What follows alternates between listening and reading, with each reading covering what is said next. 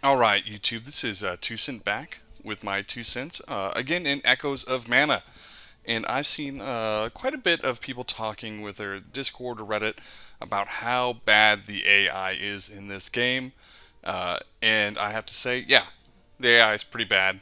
Some units a little bit worse than others. If you're looking here, like my wizard guy, he's just gonna go up and punch things and die if I leave him on auto.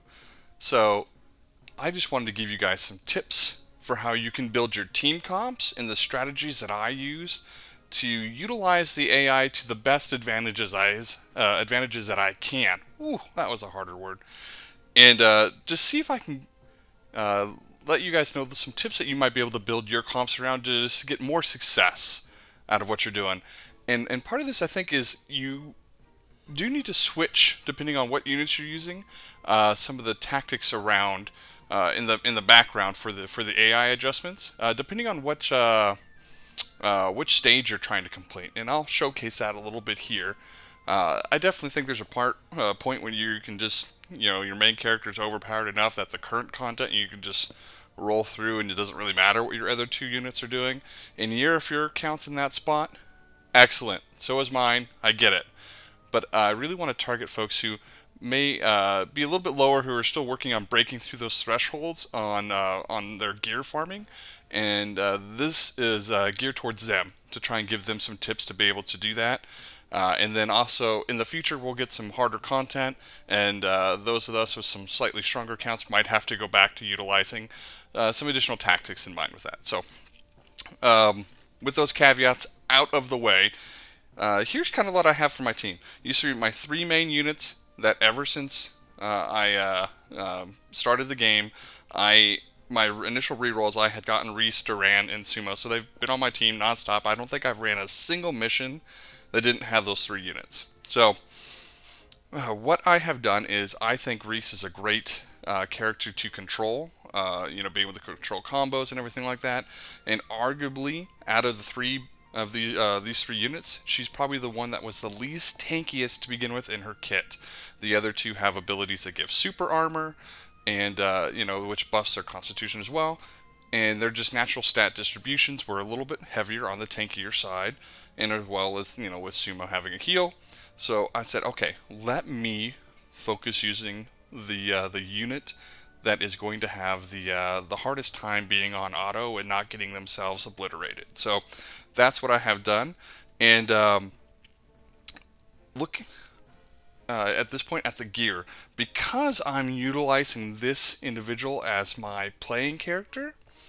I went ahead and went with the strength set. I was like, oh, you know what? I'll get some bulk from the stats on it.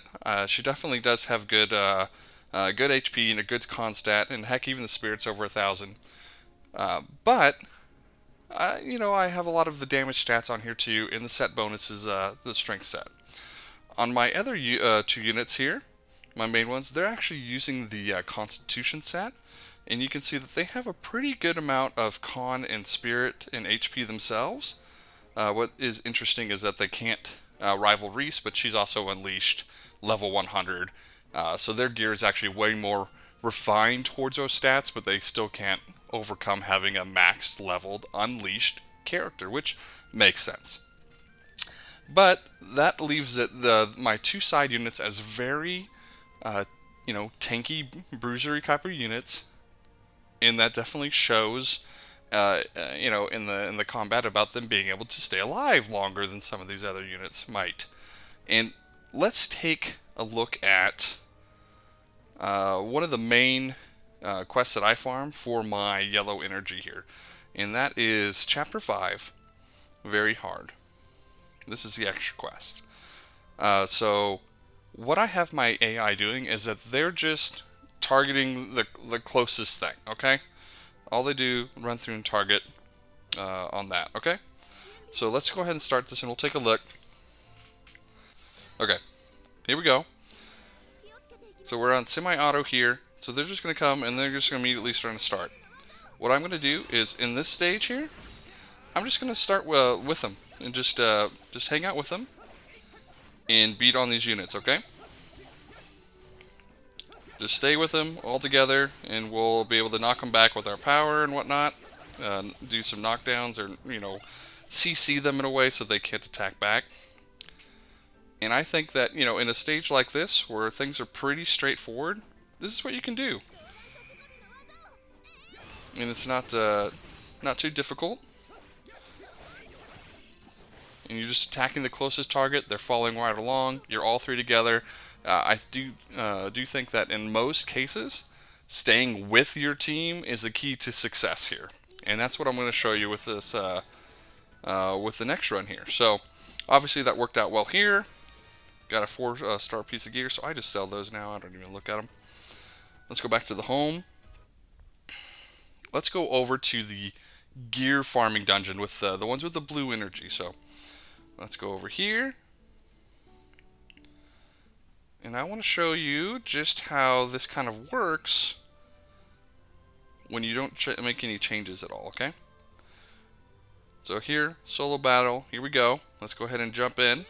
Now, obviously my units are all pretty well geared for this, but I want you just to watch to see what happens as you're kind of like traveling around. Because what you want to do is you kind of want to make sure you get back to this healer here. And so you're typically going to move past these mobs, kind of gaining aggro from the rest of these. And then you're going to try and go back here and just work on trying to kill them. But sometimes you get your auto goes the wrong way there. But if you look, I've kind of got them all gathered up, and this is working okay. But in my back, you can see that the other units are struggling even to kill anything back here. And sometimes they'll get like caught on those first couple mobs, and you can see them really take a beating. Okay. And so if I didn't have tanky, statted units back there, they would probably likely already be dead just to those one or two mobs that are back there, especially if you're not fully maxed out on your gear like my subs are. Here we go here. My Reese is taking a beating, but Sumo did come in clutch there, give me a nice little heal. And there we go. Solo through. I'm not as worried about losing Reese because I know my wizard can come in and destroy this too.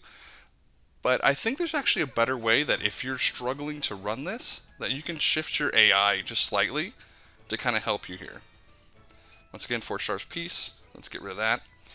And so let's try and showcase that. Let's go into my 2 allies that are here. Let's open up their pages.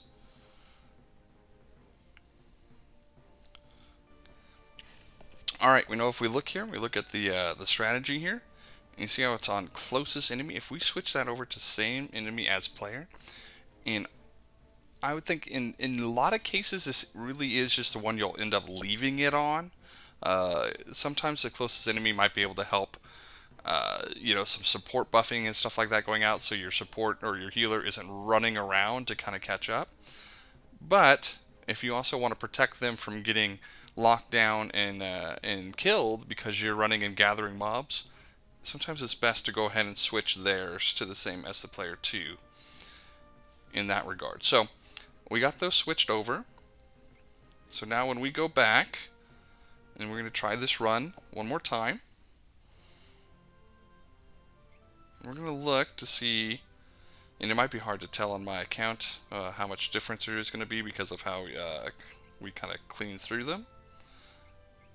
But if we can kind of tell what differences that make in the AI as far as not being locked down at the beginning area there, and being able to easily clear this without losing party members. So let's see here.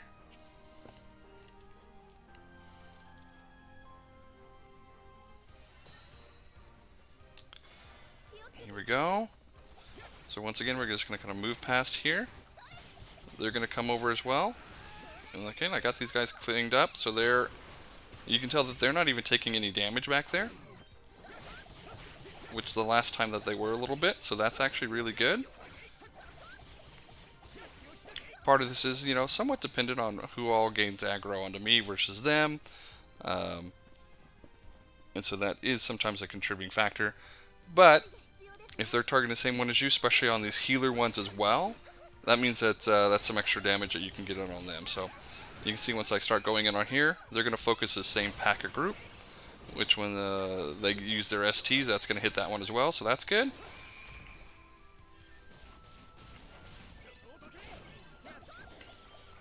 Alright, so obviously pretty easy run. I think it was a little bit easier this time around than it was prior. Just with the way that the AI moved, I almost, I don't even think Sumo had to throw out a heal there. I'd have to go back and check the vid. But yeah, I think just slight tweaks depending on the content you're doing with the individuals you're doing it with, you'll see some changes in the AI that will help keep your units alive during these battles. And if you don't have quite the DPS that you need to be able to kill those healers just running around by yourself, it's good to be able to kind of move your other two units in that same general area. That way they're AoEing and attacking that same group that's surrounding that individual. Because if you can't pass the DPS check to kill that healer, you just really can't run that stage. And that is one of the key points to be, key pieces to be able to beat, to be able to gain power from the armor that they have locked behind that. Alright, so I really kind of hope this helped. As a recap, put your DPS, the main carry units, in your first slot. The ones that you know that they're too squishy, that if they're going to be used on, the AI is just going to get them killed, put those in your first slots. Leave your second slots open for your tanky users. And then the last piece of that is if you need to switch to a healer, your tank unit should have your bruiser units, those second and third slots. Their sub should probably be your healer. So if you need one, you switch to that unit, you switch them back out to the healer, heal up everybody, and then switch back in your tank if you need to. So then you can go back to your DPS unit and start attacking again. And yeah, you have to do that kind of quick because you don't want your DPS to get obliterated at that time. And there are some things like if the unit that you need healed happens to be the unit you have to switch out, then obviously that doesn't help as well. But that's all just dependent on the units you have and who you're using out there. It might be advantageous in like a party comp like mine. Like I'm just leveling our dude here that's in my third sub slot. I don't ever bring him out or for healing or anything like that. But it may not be bad if that was in my sub slot on 2. That way I could use Sumo to heal or use him to heal and be able to cover my whole party. So there might be a point in that in which you have a dedicated actual healer, but then a sub healer that can heal the unit that that healer can't get to. So keep those things in mind. Hopefully some of these tips kind of help you. I know that they're going to be reworking a little bit of the healing AI per the last video I have with the dev update. We know that's coming, and we'll definitely take a look at that when it arrives to see how that helps keep your units alive. And I think that might be a huge thing. So thank you, and that's my 2 cents.